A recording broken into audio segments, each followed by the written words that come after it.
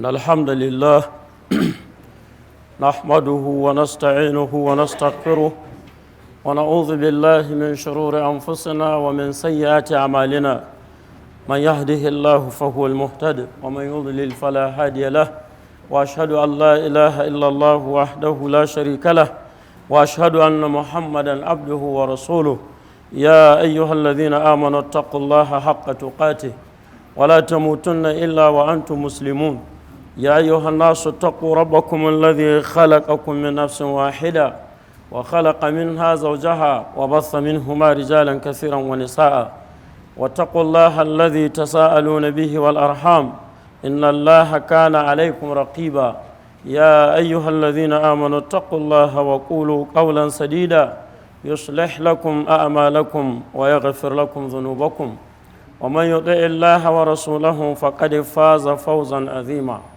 أما بعد فإن أصدق الحديث كتاب الله وخير الهدي هدي محمد صلى الله عليه وآله وسلم وشر الأمور محدثاتها وكل محدثة بدعة وكل بدعة ضلالة وكل ضلالة في النار السلام عليكم ورحمة الله وبركاته. Godiya ta tabbata ga Allah maɗaukaki mai kowa mai komai wanda ya nuna mana wannan rana ta yau talata muna 19 ga watan Rajab hijira 1440 ta manzo sallallahu alaihi wasallam daga Makka zuwa Madina wanda ya daidai da yau muna 26 ga watan uku shekara ta 2019. A yau za mu yi darasi na 12 ko? A wannan littafi mai albarka mai suna wal Marjan Fi-Mattafaqa Alaihish-Shaikhan shine al-Imam al-Bukhari wa Muslim, littafin da Bukhari da Muslim suka yi ittifaƙin fitar da hadisai wanda su ne mafiya ingancin hadisai wanda malamai suka yi ittifaƙi in aka tattara hadisan manzo sallallahu alaihi wasallam su ne hadisin da Bukhari da Muslim suka yi ittifaƙin fitar da su cikin sahihansu. To muna cikin kitabul iman shine littafi na farko a cikin littafin kitabul iman. A yau za mu tashi kan babi na 40 shine babu man mata la yushriku billahi shay'an dakhala aljanna. Babin da zai bayani akan wanda ya mutu baya shirka da Allah ya shiga aljanna. Kun ga ashe magana babba ce. Wanda ya mutu baya shirka da Allah dakhala aljanna. Galibin babuna da Imam Muslim yake fitowa ko Imamul Bukhari suna wato quotation ne daga cikin suna quoting ne daga cikin hadisi sai su babin sai su matashiyar maganar an fahimta da kyau. Hadisi na 58 shine hadisi Abdullahi ibn Mas'ud radiyallahu an qala Rasulullah sallallahu alaihi wa sallam man mata yushriku billahi shay'an dakhala an-nar wa qultu ana من مات لا يشرك بالله شيئا دخل الجنة أخرجه البخاري في كتاب الجنائز باب في الجنائز وما كان آخر كلامه لا إله إلا الله ومن كان آخر كلامه لا إله إلا الله. حديث عبد الله بن مسعود الله يقرأ مسير ده yace manzo sallallahu alaihi wasallam yace man mata yushriku billahi shay'an dakhala an-nar, wanda ya mutu yana shirka da Allah to ya shiga wuta. Sai ce wa qultu ana, ni kuma sai na ce niwa Abdullahi dan Mas'ud kenan ce sai na ce man mata la yushriku billahi shay'an dakhala aljanna, wanda ya mutu baya shirka da Allah shi kuma ya shiga aljanna. To magana in ka ji ta haka sai ka ga magana a ce an shiga wuta an shiga aljanna, anya sahabi zai iya wannan? Can dai magana annabi ce ya jingina ta zuwa ga manzo, ya ce annabi ya ce wanda ya mutu yana shirka da Allah ya shiga wuta, ba wai zai shiga wuta, ya shiga kawai da khala, saboda kawai jira ake a tashin kiyama a saka shi tunda ya mutu yana shirka. Ba wani gafara, inna Allah la yaghfiru an yushraka bihi wa yaghfiru ma duna zalika liman yasha. Wannan aya tana nan ka'ida ce a wannan babin. Duk wanda ya mutu yana shirka da Allah to babu wani gafara kuma ba wani afuwa, haka zai tafi wuta, Allah ya tsare mu. Shi yasa babu babban zunubi da ake wato saba ma Allah da shi sama da shirka. Duk wani zunubi da mai shi zai mutu yana yi to yana nan tata mashi'atillah, in Allah ya so ya gafarta mai, in ya so ya kama shi da laifin, amma komai daɗewa za a fitar da shi a sa shi aljanna, sai shirka. Shi yasa nan kai tsaye to shi kuma Abdullahi dan Mas'ud sai ya ce shi ma wanda shi kuma wato ya mutu baya shirka da Allah ya shiga aljanna. To haka sai kai mamaki, malamai suka ce shi Abdullahi dan Mas'ud nan abin da ya haddace ne ya jingina ma manzo kai tsaye, wancan kuma suka ce a akila ya ji ne daga abin da bai da tabbas wajen haddashi. Amma akwai hadisi ingantacce wanda Annabi sallallahu alaihi wasallam ya ce wanda ya mutu yana shirka da Allah, shi kuma ta wanda ya mutu baya shirka da Allah kai shi kuma menene zai shiga aljanna. To amma anan sai jingina ma kanshi sai ce ni kuma na ce, kaga sai ka ga to shi ya isa ya ce ga kaza za a shiga aljanna a matsayin shi na sahabi? Bai isa ba. Sai malamai suka ce a nan ne bai jingina ma kai saboda su sahabbai suna kiyaye maganar da za su jingina ma manzo sai wacce suke da tabbas, duk wacce ba su da tabbas ba su jingina mai. To a nan bai da tabbas wajen haddace bangare na biyu na hadisin, shi yasa sai ya jingina ma kan shi. Amma akwai hadisi ingantacce wanda yake tabbatar mana da ɗaya bangaren kenan bangare biyu ne, wanda ya mutu yana shirka da Allah wuta zai tafi, wanda ya mutu shi kuma baya shirka da Allah aljanna zai shiga. Kun gane? Saboda haka shi yasa aka kawo hadisin a falalar kalmar shahada a wasu wuraren kenan. Imam al-Bukhari ya fitar da wannan hadisi cikin Kitabul Janaiz, cikin littafin jana'iza. Me yasa ya kai shi can? Saboda maganar mata, ko amma mata kenan wanda har jana'iza shi ta zo yana shirka bai tuba ba, da mutum zai tuba kafin gargara ajali mala'ika ya zo mai ya daina shirka, ya tuba shikenan, Allah ghafurur rahim, sai ya gafarta mashi, ya tuba yanzu kafin rana ta hudu daga mafadarta. Amma daga sadda mutuwa ta zo aka zo rai ya fara kakaci, to wannan lokacin kuma babu sauran gafara. Shi yasa sai Imam Bukhari ya kai shi cikin babul janaiz, ana duk wanda ya riga ya mutu yana shirka to Allah ya tsare mu. Shi yasa duk abin da za ka yi ma mutum to kai ta mashi kafin ajali ya zo mashi, na so ya musulunci, na kokarin ka tsamo shi daga abin da yake na barna, domin al-ibratu bil khawatim, abin la'akari da mai aka cika. In dai da mai aka cika to da shi za a tashi mutum. Allah ka samu cika da imani. Sai ya ce babun fil janaiz wa man kana akhiru kalamihi la ilaha illallah, ya kawo cikin babin da yayi akan bayanin jana'iza da kuma wanda ya kasance ƙarshen zancensa shine la ilaha illallah. Hadisin mu na 59, hadisu Abi Dharr radiyallahu an qala qala Rasulullah sallallahu alaihi wasallam atani atin min rabbi fa akhbarani aw qala basharani annahu man mata min ummati la yushriku billahi shay'an dakhala aljanna fa qultu wa in zana wa in saraka qala wa in zana wa in saraka. Ana hadisin akhrajahu al-Bukhari fi kitabul janaiz babu fil janaiz wa man kana akhiru kalamihi la ilaha illallah. Hadisin Abi Dharr Allah ya kara masa yarda yace manzo sallallahu alaihi wasallam yace atani atin min rabbi, mai zuwan man ya zo man daga ubangiji na, fa akhbarani sai ya bani labarin. Shi yasa wata ruwaya sai yace Jibrilu ya zo man, amma anan sai yace atani atin min rabbi, mai zuwan man ya zo man daga ubangiji na, kaga Jibrilu kenan ko? Aw qala basharani, da ya zo can yace akhbarani ko kuma basharani, ya bani labari ko kuma yayi man bushara. Mecece busharar? Annahu man mata min ummati, wanda duk ya mutu daga al'ummata la yushriku billahi shay'an, baya shirka da Allah, da khalal janna, ya shiga aljanna. Ai wannan bushara ce.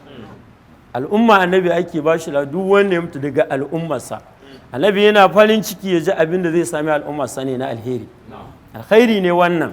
Sai dai menene shirka? Man mata la yushriku in ummati shay'an, kaga shirka mecece shirka? Shine hada Allah da wani wajen bauta, hada Allah da wani wajen rububiyarsa, ayyukan da yake shi kadai ka ce wani ma na yi, hada shi da wani wajen siffofinsa da ya siffanta da su wanda ba mai irinsu sai shi.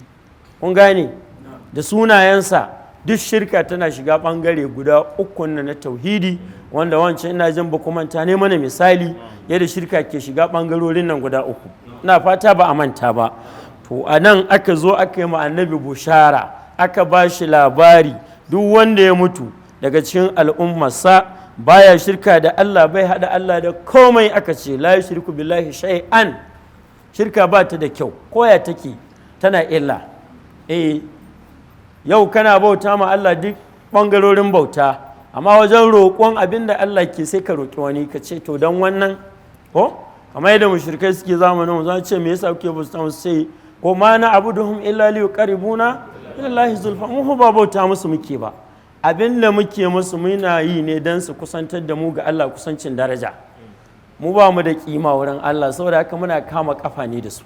Kamar yanzu shehi ko ce ai kai ba ka da kima, shehi ke da daraja, shine wali, shine waye, abin da nake zuwa ina yi ya shehi kaza ya shehi kaza, ni ba bauta mashi nake ba. To wannan roƙon da Allah za ka roƙa, don me yasa ka roƙa, tafi kai tsaye mana ka roƙi Allah. Shine shirkan wannan abin da kake ma, don abin da kake roƙon shi ba mai sai Allah, shehi bai. Kun gane da kyau. To shi yasa mu nisanta ga bushara nan mai daɗi da aka yi ga wannan al'umma tamu, al'umman manzo kenan ko. Da shi annabi aka yi mashi wannan bushara sai ce faƙultu, sai na ce wa in zana wa in saraka, shi wannan ɗaya daga cikin al'ummatawa da in ya mutu baya haɗa Allah da kowa, an sa shi aljanna. Sai ce wa in zana wa in koko wa in saraka, ko da ko ya yi zina ya yi sata, ƙala wa in zana wa in saraka. Mala'ika jibril yake mai wannan bushara ya ce haka abin yake yi, ko da ya yi zina ya yi sata, ma'ana ko ya mutu yana zina bai tuba ba magana dama nan.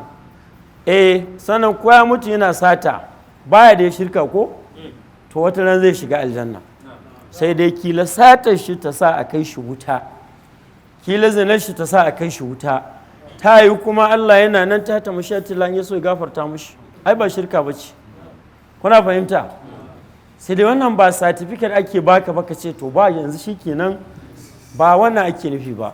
In dai kana da imani, shi can ai an faɗa mana hadisi, a ɓarawo wala ya siriku sariku ko hina ya siriku ko mu'min, wala ya zini zani hina ya zini, sadda za ka yi kuma imani ya tafi kenan ba ana baka cewa ka je ka, a'a ana nuna maka ne falala ta shirka, wato falalar tauhidi da kuma illa ta shirka, da irin girman zunubin ita shirka kenan. In dai bawa baya shirka, ko ya mutu da laifin da yake, to ka bar shi na nan tata mashi'atillah. Raddi ne ga khawarijawa, shi yasa sun wannan magabata namu suke kawo wannan magana cikin kitabul iman. Su yi auren ba khawarije, in dai kai sabo to shikenan ka gama fita daga musulunci, sunanka kafiri, sunanka murtaddi, sunanka kuma wanda kake halalud dam, za a iya kashe ka kawai. To a wurin ahli sunna ba haka bane, duk laifin mai laifi muddin bai halatta laifin ba, yana nan a matsayin musulmi, ba yadda ka iya da shi, sai dai ka ce fasiki, musulmi fasiki. An fahimta? Sai dai ka ce musulmi naqisul imani, amma ka ce gaba ɗaya an zara imani, kafiri ne, to wani aƙida ce ta khawarijawa. Kun fahimta da kyau, shi yasa suke kawo waɗannan hadisai a nan wurin. Imam Bukhari ya fitar da shi kitabul jana'iz saboda maganar mata ɗin nan. Kun gane, a ƙarƙashin wancan babi na baya da ya gabata. Hadisin mana 60, hadisu Abi Dharrin, har wa yau shi ma dai hadisin Abi Dharrin ne radiyallahu anhu qala ataitu an-nabiyya sallallahu alaihi wa sallam أتيت النبي صلى الله عليه وسلم وعليه ثوب أبيض وهو نائم ثم أتيته وقد استيقظ فقال ما من عبد قال لا إله إلا الله ثم مات على ذلك إلا دخل الجنة قلت وإن زنى وإن سرق قال وإن زنى وإن سرق قلت وإن زنى وإن سرق قال وإن زنى وإن سرق قلت وإن زنى وإن سرق قال وإن زنى وإن سرق على رغم أنف أبي ذر وكان أبو ذر إذا حدث بهذا قال وإن رغم أنف أبي ذر. Wanji can kaga hadisin da ya gabata ka ce ɗaya ne da wannan ko, amma da bambanci. Can shi Abi Dharr ya ce ga abin da manzo ya bada labari, an ba shi labari mai bada ko mai zuwan man ya zo man ya bani labari ya man bishara. Kaga can annabi yana faɗin abin da ya faru tsakanin da jibrilu ne. To shi ko wannan na biyu ana baka bayanin abin da ya faru tsakanin abizarin da manzo ne. Ada bambanci ko? Sai annabi ke ba da labarin jibrilu ga abin da ya zo ya gaya mai. Nan kuwa ana baka labarin abin da annabi yake gama abizarin ne. Kuna fahimta? To abizarin kun san cikin sabai na cikin mai tsantseni da gudun duniya da wanda dan kun san har an dan sami ma dan abin da tsakani da sahabbai. Yana irin sahabbai masu kasuwanci da dan tara kuɗinsu da me shi gani yake kama wannan duk bai kamata ba. Ya kamata kawai in dai ka sami abin bukata ka shikenan. Saura bai kamata ka tara wani abu ba. To kuma wannan ya saba ma tsarin musulunci. Ƙarshe ta fatoyi wasu iri dole dai ya koma gefen gari saboda irin abubuwa na shi. Kuma can baya kuma ba kuma ta mun karanta hadisin shi ko ba nan bane. Ga ƙarfin imani ga tsoron duniya amma kuma bangaren shugabanci ya nema annabi ya ce ba zai bashi ba. Rago ne wajen nan. Ba wai bai da imani ba.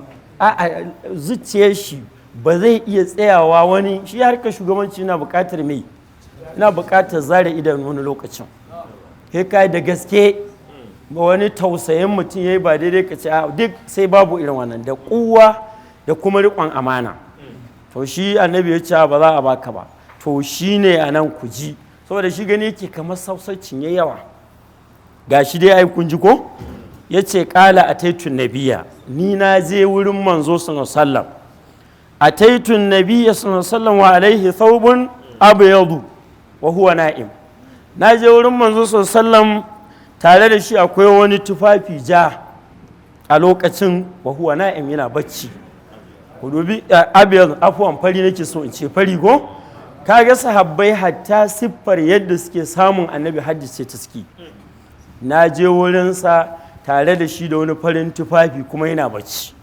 wannan yana ba mu labari ne to kaga yana bacci zan tasai sai ce summa ataituhu wa qad istayqara sannan sake je mashi lokacin ya farka faƙala sai ya ce mamin abdin babu wani bawa ƙala la ilaha illallah da ya ce ba abin bauta cancanta sai Allah summa mata ala zalik kuma ya mutu akan haka kalmar la ilaha illallah ya san ma'anarta ya ƙudurce ta yana aiki da muktadaha yana kan duk abin da kalmar shahada ta kunsa kun san ba wai magana faɗi ne kawai ba a kalmar la ilaha illallah tana da sharuɗa guda 7 ko al-ilmu wal yaqinu wal qabulu ko sai aka ce menene yake cewa mai wannan littafi na hakami fadri ma aqulu sai yake cewa bayan guda hudu da ya faɗi al-ilmu wal yaqinu wal qabulu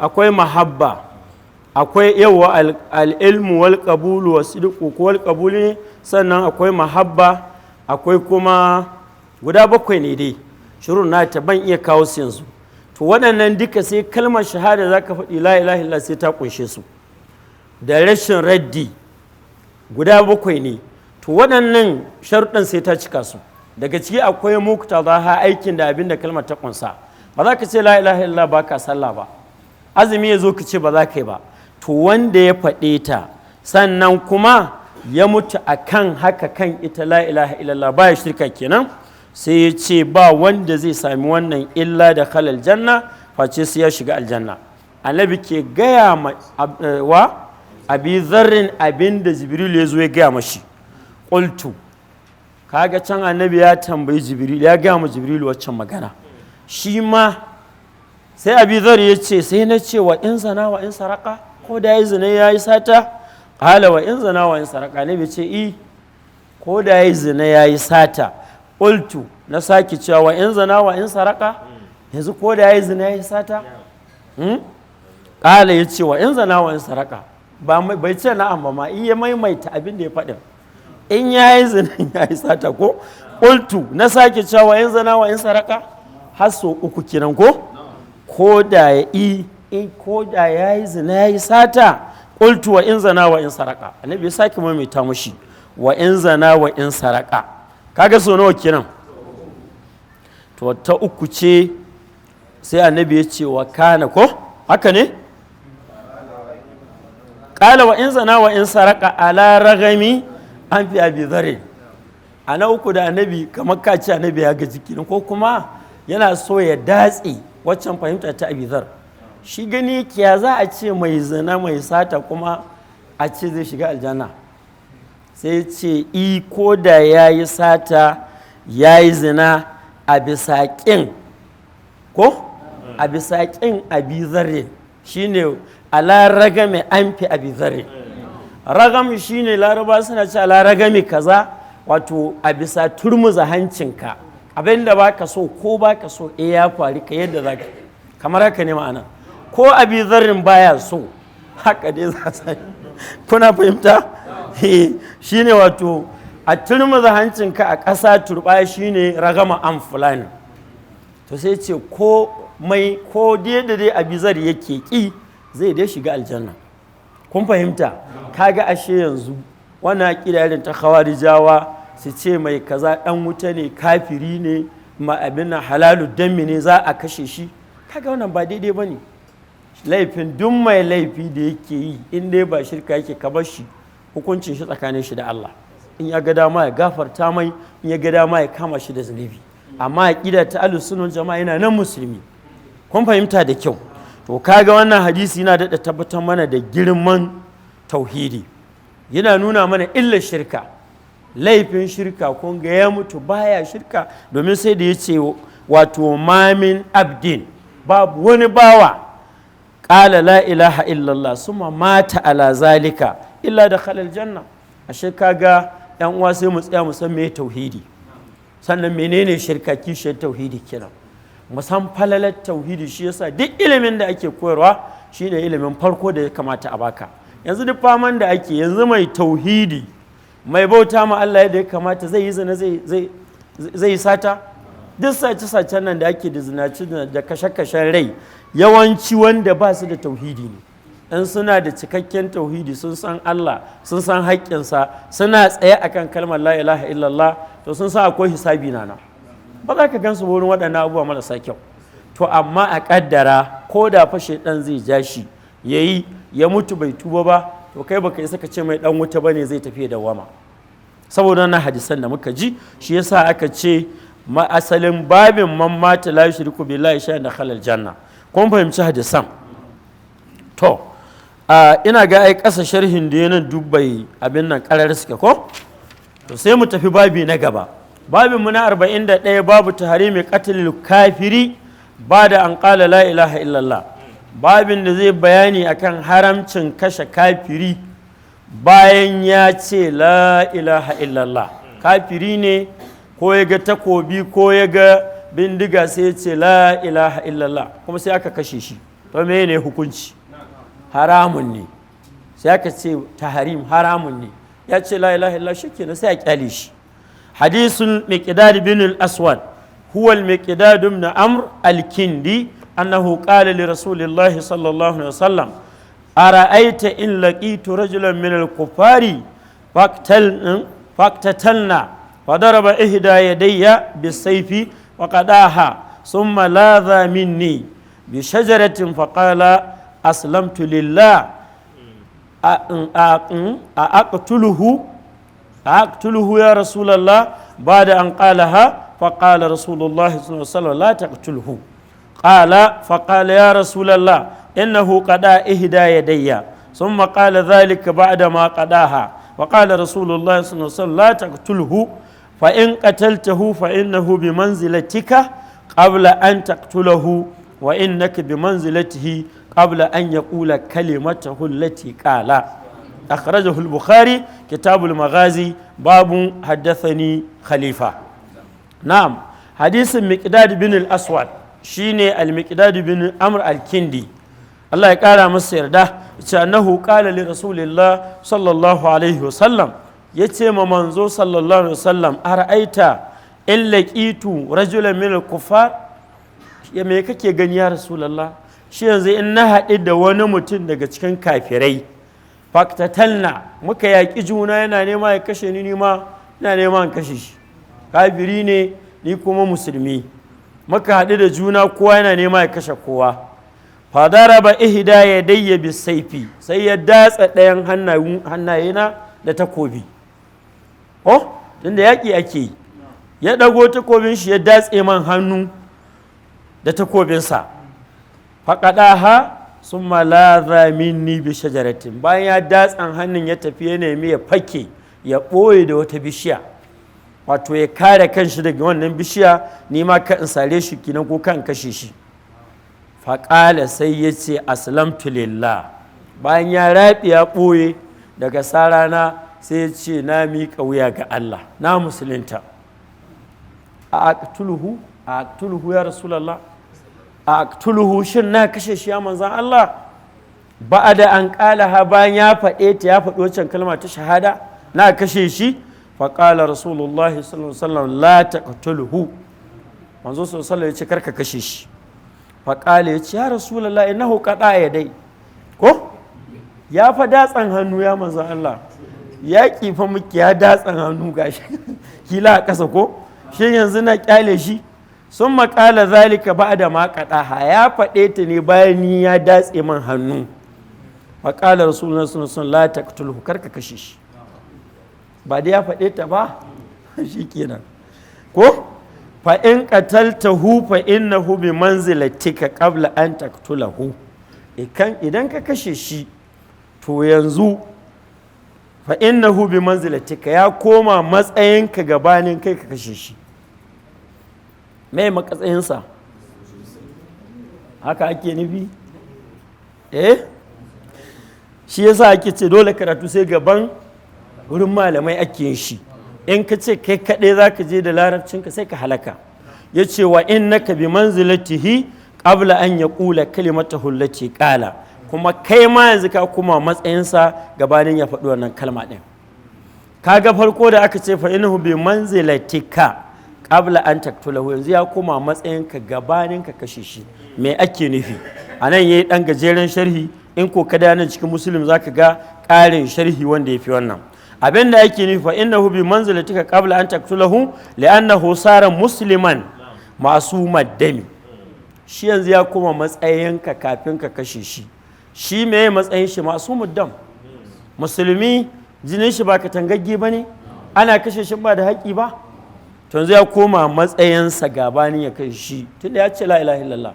dama mecece ba can hadisi mun karanta ba, wanda da ya faɗe ta qad asima minni damuhu, jininsa ya katangu kuma ban isa ban kashe shi. to yanzu kai ka koma, shi ya koma matsayinka, tunda ya faɗe ta yanzu jininsa katangagge ne, sai da wani haƙƙi na daban za a kashe shi, ba wannan ba. kun gane hannun? sai ce faqad jabbal islamu ma kana minhu min qada'i yadika, wannan musuluntar da ya yanke duk wani abin da ya kafin kalmar shahada da ya ta yanke duk abin da ya kafin ya yi ta. ba wai datsa hannunka ba ko kashe rai yayi ko shirmen da diye da shirka da duk abin da yana cewa la ilaha illallah ta share su gaba daya. saboda haka yanke hannunka da yi ma Allah shirka wane ne fi girma? datsa hannu da shirka da Allah ya haife mashi, ya ce la ilaha illallah shikenan, to balle kuma datsa hannunka ko? al-islamu ya jibbu ma qablahu, aka ce shi musulunci yana yanke duk abin da aka yi kafin shi. ka dubi sahabbai fa sai da suke aka yi ta rigima da su, wasu da suka musulunta daga baya ko? yau Khalid ibn al-Walid ba shine kwamandan yakin Uhud ba? ba sai da aka kashe sahabi 70 ba? suwa suka kashe? ba su Khalid din ba shine kwamandan ba?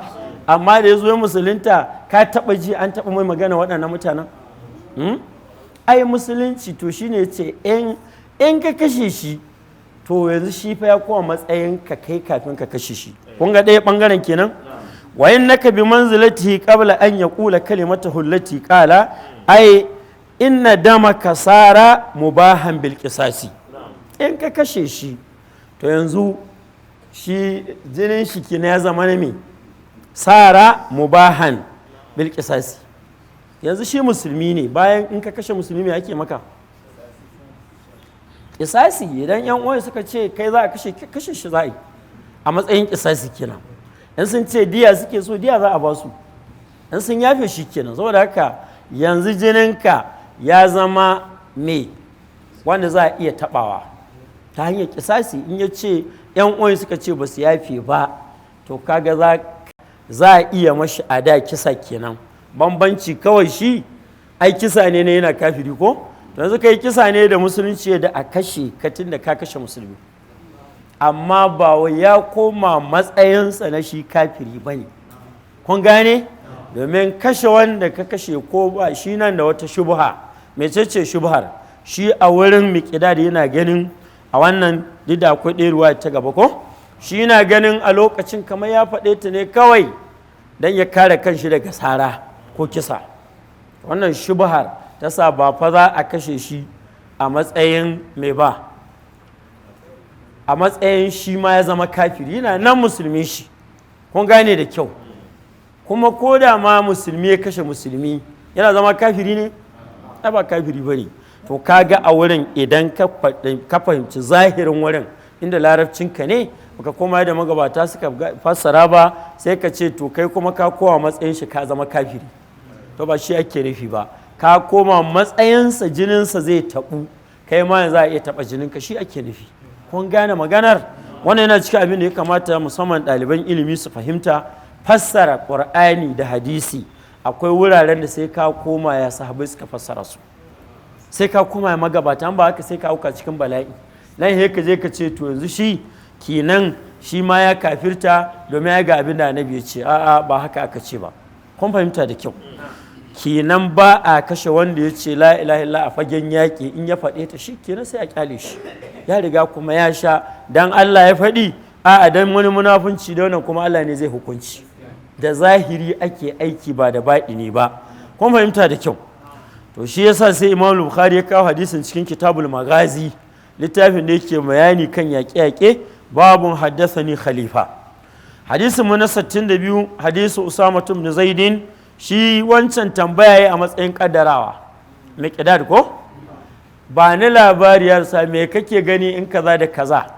To shi anan hadisin Usama aukuwa ya fi'ila a aikace, shine zamu ji yanzu. حديث أسامة بن زيد رضي الله عنهما قال بعثنا رسول الله صلى الله عليه وسلم إلى الهرقة فصبحنا القوم فهزمناهم ولحقت أنا ورجل من الأنصار رجلا منهم فلما غشيناه قال لا إله إلا الله فكف الأنصاري فلأنته برمحي حتى قتلته فلما قدمنا بلغ النبي صلى الله عليه وسلم فقال يا أسامة أقتلته بعدما قال لا إله إلا الله قلت كان متأوذا فما زال يكررها حتى تمنيت أني لم أكن أسلمت قبل ذلك اليوم. وانا حديث أسامة كنا أسامة نكي بام لاباري بن زيد an san shi da yadda suke da manzo ko, wanda annabi ya yanta shi ya mai da shi dan gida, ya dauko danginsa ya aura masa Zainab ko, yana cikin wanda annabi ke kauna. Usama kenan. To shine yake ba mu labari, yace qala ba asana rasulullah sallallahu alaihi wasallam ila al-hurqa, annabi ya aika mu wata rana zuwa wani dan tawagan yaki, sariya wacce annabi zai aika kenan shi ba shi. To shi Usama yace an aika mu irin wannan ila al-hurqa, suna ne na gari ko wuri. Yace fa sabbahana al-qauma, sai muka je mu waɗannan mutanen, wato muka auka masu da asuba ba tare da sun ji ba tare da sun gane za mu auka masu ba, shine sabbahana. Cikin dabarun yaƙi akan tafi a je garin da ake so a auka ma, a kwana gefen garin sai da asuba sun shagala, domin yawanci mutane sai da suke cikin tsoro da firgici ba su yin bacci farkon dare. Ɓauran kan hana su bacci, sai can da wajen gari ya raba, dare ya raba, wani ma bin sai kusan asuba sai ko bacci ya zo. Kun gane? To shine hikima na ake barin yaƙi sai gab da asuba sai a auka ma abokan gaba, saboda sannan sun ba su iya bacci ba da farkon dare, suna tsoro, wakila har rabin daren sai gab da asuba bacci ya kwai sai auka musu ba sani ba. To yace haka muka yi, wajen kusan asuba sai muka auka musu ba tare da sun ji cewa za mu auka musu ba. Yace a wannan lokacin da muka auka musu fa hazamnahum, muka ragargaza su, muka rusa su. walahiktu ana wa rajulun min al-ansari rajulan minhum, da ni da wani cikin ansarawa muka je muka cimma wani mutum cikinsu, muka riske shi muka cin masa. Falamma ghashinahu, yayin da muka auka masa muka sumar da shi kenan, shine ghashinahu, muka auka mai hayi ya shiga cikin wani yanayi. Qala, sai can he mutum ya ce la ilaha illallah, ba abin bauta cancanta sai Allah. Fa kaffal ansari, abokin tafiya ta ba ansari shi, sai daga nan sai ya tsaya bai ƙara mai komai ba. Kaffa, ya riƙe hannunsa, kinan ba ansari ina jin a lokacin ya fi Usama ilimi na sanin kashe mutum bayan faɗi kalmar shahada. Kun fahimta? Ko kuma a'a Usama dai shi wata shubha ta ɗauke shi, ya ce ni kuwa faɗa an tuhu bi rumhi hatta qataltuhu, na soke shi da mashina har sai da na kashe shi. Ya ce la ilaha illallah, shi wancan ya kame ni kuma na ci gaba sai da na kashe shi da mashina. Falamma qadimna almadinata kenan, yayin da muka dawo Madina, balagan nabiyyi sallallahu alaihi wasallam faqala, sai labari ya iso ma manzo. Masu shari suka ce ko dai an zo an gaya ma annabi, ko kuma a'a an mai wahayi an gaya mai, ko kuma shi Usama ne da kanshi abin ya buwaye ya tafi ba annabi labari. Masu sharhin wurin duk sun wannan bayanin. Annabi dai labari ya iso mai faqala, sai ya ce ya Usamatu a qataltahu ba'da an qala la ilaha illallah. Ya Usama, yanzu ka kashe shi bayan ya ce ba abin bauta cancanta sai Allah, ka kashe shi? Qultu, Usama ya ce sai na ce kana muta'awwidhan, ya faɗe ta ne na neman fakewa. At-ta'awudh ba shine fakewa ba, ne ma yake fake kawai dan ka a kashe shi, ya faɗe ta haka na fahimta. Kun fahimta? Kaga wannan shi ake kira tawili, da bambanci ka abin da zaka yi kana sane. Shi yanzu Usama nan shi muta'awwil ne, shi a fahimta shi kawai bai faɗe ta ba dan Allah, ya faɗe ta ne kawai dan ya kare kanshi. Kun gane? Fama zala yukariruha, annabi bai gushe bai na ta maimaita ma Usama waccan kalma, a qataltahu ba'da an qala la ilaha illallah, yace hatta tamannaitu, ni Usama har sai da ne guri anni lam akun aslamtu qabla zalika yau, ina ma ban musulunta ba kafin wannan rana, ina ma cikin jahiliya ta ne, yanzu kuma ilimi ya zo man na musulunta, tun da shi musulunci yana datsa da abin da aka yi kafin shi. Ma'ana ina ma na yi ne lokacin jahiliya. Kaga shi kenan ba za ka kama da laifi ba, haka yake nufi. Yayi nadama. To kaga su sahabbai suke wani abu koda da kuskure ne, aka yi masu wa'azi, ilimi ya zo masu, suna nadama ta ƙarshe. Ya ce na riƙa nadama, na riƙa jin ina ma ban musulunta ba kafin wannan abu da ne, saboda annabi ya ta maimaita mai, yanzu ka kashe shi bayan ya ce la ilaha illallah. Imam al-Bukhari ya fitar da wannan hadisi din wato cikin kitabul maghazi, ya littafin da ke bayanin yaƙe-yaƙe, babun wato ba'athan nabiyyu ko ba'athun nabiyyu sallallahu alaihi wasallam Usamata bin Zaidin ila al-Huraqat. Haka Imam al-Bukhari ya babin da zai bayani akan aikawa da annabi ya Usama zuwa wancan gari, kuma irin aika-aika da ta faru, wanda kuma malamai sun yi sharhi. To yanzu ya kashe shi, ya za a kenan? Shi ma za a kashe shi? Ba maganar kisa, ko musulmi ba wai wanda sannan ya musulunta ba, ka kashe shi idan da gangan ne shi ne za a kashe mutum. ‘Yan uwa suna da haƙƙi su nemi kisasi ba shi ne su ce sun ma kashe shi ba, ko inda gangan. Amma inda kuskure fa ba maganar kisasi, sai me, sai diya, sai kuma yafewa. To yanzu shi Usama a nan ba da gangan ne na ganganci ba, muta'awwil ne, yana tawili ne, shi a iya fahimtar shi a lokaci tun da fagen daga ne yaƙi ake yi, bai faɗe ta ba sai dan ya ƙoƙarin kare kanshi. To shi ko musulunci magana ta aƙida ƙuduri tsakanin bawa ne da mahaliccinsa. In ya faɗe ta dan Allah, Allah ya sani, in ya faɗe ta nifaƙan, Allah ya sani, zahiri ake aiki, ba za a kashe mutum ba. Shi yasa aka yi maka babi, sai aka ce haramcin kashe wanda ya ce la ilaha illa bayan ya faɗe ta. Kaga ba a ce ma kafircin wanda ya kashe ba. Kenan Usama ya yi laifi. Sannan malamai sun saɓani, za a biya diya ne ko ba za a biya ba. Duk sun ittifaki kisasi babu, amma maganar diya wasu suka ce za a biya, in sun nema za a biya. Me yasa ba a biya ba suka ce saboda lokacin musulmi ba su da ƙarfi, da ƙarfi kuma in sun nema ba su yafe ba annabi zai biya diya. Wasu ka ce a'a ai tun da shi muta'awwil ne da wani uzuri da ya fake da shi, a'a babu diya. Haka dai malamai suka tattauna matsalar, ka kuma cikin sharhi na Muslim yayi magana doguwa akai. Almuhim dai mu fahimta duk wanda ya faɗi kalmar shahada ko da munafunci ne ba a kashe shi, dole ka kyale shi tun da ya faɗe ta. Me yasa annabi ya zauna da su Abdullahi bin Ubay bin Salul? Haka ya zauna da su, sun faɗe ta, amma su munafukai ne, har ma za a gaya mai a saukar da aya ko a yi mai wahayi a ce wani da wani munafuki ne, amma kuma ba da iya tun daga kalmar shahada tare da su. Za su zo wani bin a yi sallah da su, duk da dai wa in kamu ila salati kamu kusala, amma dai suna sallah. Wani bin ma a je yaƙi da su, har ma su kulla ma annabi shari'a a wurin yaƙin, amma suna nan ya aka iya da su. Ba she ka ga kuskure ne wanda ya faɗi kalmar shahada ka ce ba dan Allah ya faɗi ba, kamar yanzu da ana ta samun wannan. Yanzu ba magana kisa ake, magana ne ka ce ai ba dan Allah ya faɗi ba, ko ba da gaske take ba. Ba ruwanka, tsakanin shi da mahaliccinsa, tsakaninsa da Allah, kai dai da zahiri za ka yi aiki kuma za a kashe shi ba.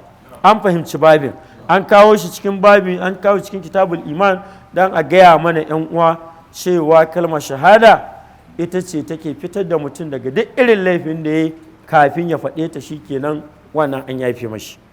Sai babin muna 42 ya ce babu ƙaulin nabi sallam man hamala alaina silah falaysa minna, wanda duk annabi wato babi ne ya kulla shi ma imamu muslim sai ya kotun din maganan manzo, shine manzo sallam yake cewa man hamala alaina silah falaysa minna, duk wanda ya ɗauki makami a kanmu to ba shi cikin mu musulmi kenan, al'umman manzo. Kawai wani ina ciki shi kuma ya ɗauki makami ba shi cikin mu, to ya abin yake. Hadisu Abdullahi bin Umar radiyallahu anhuma anna rasulullahi sallallahu alaihi wasallam qala man hamala alaina silaha falaysa minna. Hadisin Abdullahi dan Umar ne, Allah ya kara masa yarda, yace manzo sallallahu alaihi wasallam ya ce man hamala alaina silaha, duk wanda ya ɗau makami a kanmu yake yaƙan mu kenan, magana ce ta yaƙi, falaysa minna, to ba shi tare da mu. To anan sai mu ce khawarijawa kenan kafirai ne, ba su ne suke ɗaukan makami ba? Lokacin annabi ba ɗau makami ba wanda ya ɗau makami. Lokacin abubakar ba ɗauka ba, lokacin umar ko tsakanin musulmi ba su taɓa yaƙar juna ba. Lokacin Uthmanu daga nan aka sami 'yan ta'adda suka haura suka kashe shi. Dama annabi ya ce shi ne ƙofar fitina da za a buɗe daga nan shi kenan kuma ba za ta ƙara rufewa ba. Ko har yau ga ta nan 'yan tawaye da sunan suwa musulmi suka zo suka kashe shi, cewa baya adalci, ya sa 'yan uwan shi su ne shugabanni, su ne mukarrabai, sai ka kashe shi. An ce wasu kan sun taho daga Masar, wasu Iraki, wani suka zo suka kashe shi. Tun daga nan inna lillahi wa inna ilaihi, tun daga nan kofar fitina ta buɗe. To kaga Usman an kai shi ne shugaba, sai wa Aliyu shi ya hau kan tsinin fitina kenan, kan tsini. Daga nan shi kenan aka hau rikici. Muawiya yana gwamna na Usmanu a Sham, Siriya kenan, su Jordan su ina su waye. Ya ce shi ma tawili da shubha irin ta, ce shi ba zai mu baya ba sai an bi jini. Suwa suka kashe Usmanu, sai an bi jinin diddigin suwa suka kashe, in ba a bi ba shi ba zai mu baya ba. Aliyu an mai baya a Makka, Madina, ina Iraki duk, amma shi ce shi ba zai ba, shi kuma sai an bi jini kawai. To suwaye an gansu ne? Yan ta'adda ne, sun ta'addanci sun tafi, sai an ina za a gansu? Shi kuma shugabanci ana jira ne ba shugaba? To wannan fa ya ja aka tada rindina da can aka kai ga abin nan. Ba za ka ce rindinar Muawiya kafira ba ce, ba za ka ce ta Aliyu abinan kafira ba ce. Amma ga nan kuma kaji annabi ya ce man hamala alaina silaha falaysa minna. Duk yana cikin wuraren da karatunka kai kadai, guntun karatunka ba za ka gane ba sai ka koma ya magabata suka fassara wurin. In ba haka ba yanzu sai ka abin nan. Khawarijawa tun daga na zamanin, domin ana cikin wannan rikicin Aliyu da Muawiya kan yi mu ba a yaƙi, sai khawarijawa suka balle saboda aliyu ya fitar da wakilai, muawiya ya fitar, a zo a tattauna a yi sulhu, duk su tattauna duk abin da suka yanke an yadda. Sai khawarijawa sai suka balle, suka kafirta wannan tawagan muawiya, suka kafirta ta aliyu, sai dukka ya za su ce la hukuma illallah, ba wani mai hukunci sai Allah, za a ce su je su yi mana hukunci. Sai suka balle suka kafirta muawiya da tawagan, suka kafirta aliyu, su ake kira khawarijawa. Aliyu ya aika a yi masu wa'azi, ya aika Abdullahi dan Abbas ya je masu wa'azi, in sun dawo sun yarda da abin da sallan mu da koman mu suna da haƙƙi tare da mu, ba a ce kafirai bane ko wasu ka waje wa'azi suka dawo, wasu ka kafe, har su ne har yau annabi ke cewa tsatsan saka za a yi ta samu, za ka raina sallar ka akan sallar su, azumin ka akan, amma kuma ya suke dangane da addini ba su fahimce shi ba, suna zare kansu daga abin nan, amma suna nan. To shi yasa hadisi malamai suka ce man hamala alaina silaha, ko wato muhallilar dam kenan, wanda ya ɗauki makami a kanmu yana mai halatta kashe mu musulmi, to fa laysa minna, haka aka fassara wurin wani lokaci. Ya ɗau makami kuma ya halatta kisan musulmi, amma ya ɗauka da rikici ne ake yi tsakanin can da can, kawai rikici na shugabanci, rikici na wane ya iya wane bai iya ba, suna na musulmi, ba za ka ce kafirai ba ne kai masu hukuncin murtaddai. Kun gane wurin? Amma idan sun ce halal ne ka ɗau makami ka kashe musulmi, to wannan sun zama kafirai, sai a ce falaisa minna, ba su cikinmu. Kun gane da kyau? To yana daga cikin fassara da ake wannan hadisin, shi yasa sai shi Bukhari ya kawo cikin kitabul fitan, littafin da yake bayani kan fitintunu wanda suka faru ba tun yau ba, babu qaulin nabi sallallahu alaihi wasallam man hamala alaina silaha falaysa minna. Sai hadisin abi Musa radiyallahu anhu al-ash'ari ko anin nabi sallallahu alaihi wasallam qala man hamala alaina silaha falaysa minna. Kaga duk ruwaya duk hadisin lafazin ne ko, wanda ya dau makami akan mu to ba shi tare da mu, falaysa minna, ba shi tare da mu. Wasu malaman suka ce laysa ala hadina, ba shi akan shiryan mu, domin wanda ya dauki makami zai kashe musulmi, shin wannan shiryawa ce ta annabi da sahabansa? Sahabai ba su taba daukar makami banda lokacin da wannan fitinar ta faru a ce an sami wasu 'yan ta'adda. Yasa duk fitinar zaka ga wasu ne suke kullata, sai suka ce ba su ci kan shiryar annabi, abinda ake nufi malaysa minna kenan. Shi ko wani cikin magabata sai ke cewa a'a wuri na a fashe kawai fa a dunkulen shi da yake yafi tsoratarwa, yadda annabi ya faɗe shi nan, wanda duk ya ɗauki makami a kanmu falaisa minna, ka bar shi kawai falaisa minna ɗin nan, ba shi cikinmu. Mai annabi ke nufi ka bar shi haka a dunkule ko ina jin kun gane abin da yake nufi, ba shi cikinmu zai fi tsoratarwa maganar a gaya maka ɗaukan makami ka ce za ka yaƙi musulmi ba ka tare da manzo, ya fi daɗi. Shi haka ya ce fasara ta fi tsoratarwa, kar ka ce za ka mata tawili ka ce a'a in ya halatta kisan, ko kuma a'a ba shi kan shiriya ta annabi da sahabbansa. Wasu magabatan sun yi waccan fasara biyu da na faɗi, wasu kuma sun ce a ba hadisin a dunkule.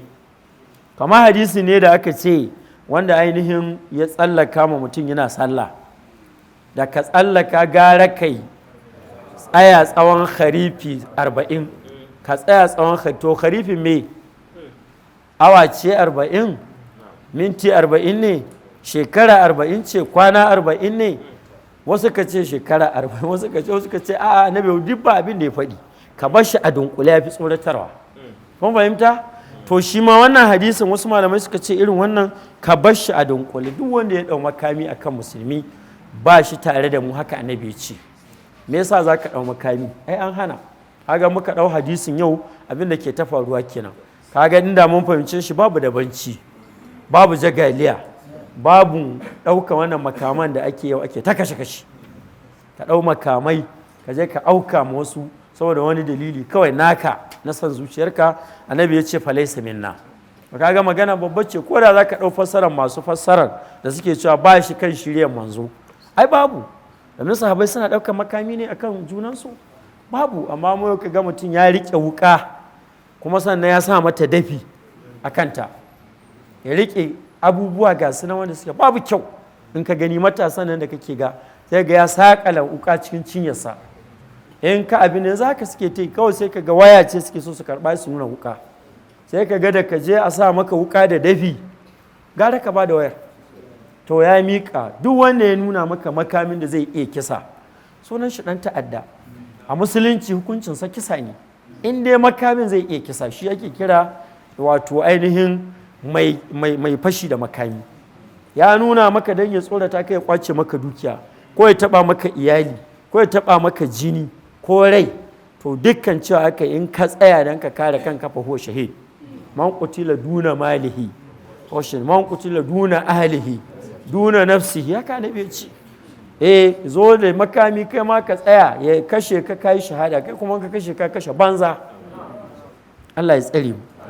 Wana ga nuna man lokaci nan za mu tsaya, ina ganin ba zai iya ƙarasawa ba. Shi ma Bukhari ya fitar shi ne cikin kitabul fitani, shi ma ko irin wancan bambanci kawai na abu Musa al-Ashari, wancan kuma hadisin Abdullahi bin Umar. Nan za mu tsaya, abin da karanta daidai Allah ya mana tarayya a ladan, abin da kuma ne kuskure Allah ya gafarta.